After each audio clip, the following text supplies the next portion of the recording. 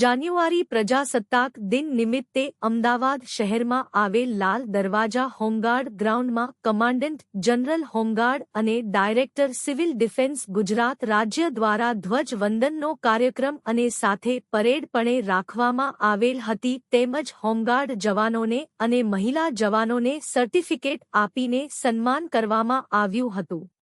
76માં ગણતંત્ર દિવસ નિમિત્તે માનનીય કમાન્ડન્ટ જનરલ સાહેબ મનોજ અગ્રવાલ સાહેબની અધ્યક્ષતામાં હોમગાર્ડ્સ હેડક્વાર્ટર ખાતે હોમગાર્ડ્સ, સિવિલ ડિફેન્સ, ગ્રામ રક્ષક દળ, બોર્ડર વિંગ તમામની પ્લાટૂનોને સામેલ કરી અને આજે સેરેમોનિયલ પરેડનું આયોજન થયેલું, જેમાં અમદાવાદ શહેર પૂર્વ પશ્ચિમ મહિલા ડિવિઝન એ ઉત્સાહભેર ભાગ લીધેલો હતો। સાથે સિવિલ ડિફેન્સના વોલેન્ટિયર જવાનોએ પણ ભાગ લીધેલો અને સારી અને સુંદર પરેડ દ્વારા સન્માનિત સાહેબશ્રીને કરવામાં આવ્યા છે અને સાહેબ પણ આમનાથી ખુશ છે અને આ પર્વ નિમિત્તે બધાને ખૂબ ખૂબ શુભેચ્છાઓ પાઠવી છે અને દળની ઉત્તરોત્તર પ્રગતિ માટે તેઓએ શુભકામનાઓ આપેલ છે।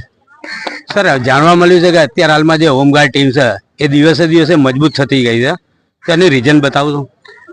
હમણાં જ તાજેતરમાં ઓલ ઇન્ડિયા સમિટ ડીજી સમિટનું આયોજન થયેલું, જે દિલ્હી દ્વારા આયોજન થયેલું, જેને ગુજરાત રાજ્ય ખાતે હોસ્ટ કરવામાં આવેલું। એનો અવસર શુભ અવસર અમારા માનનીય કમાન્ડન્ટ જનરલ સાહેબને મળેલો અને હોમગાર્ડ દળને મળેલો હતો।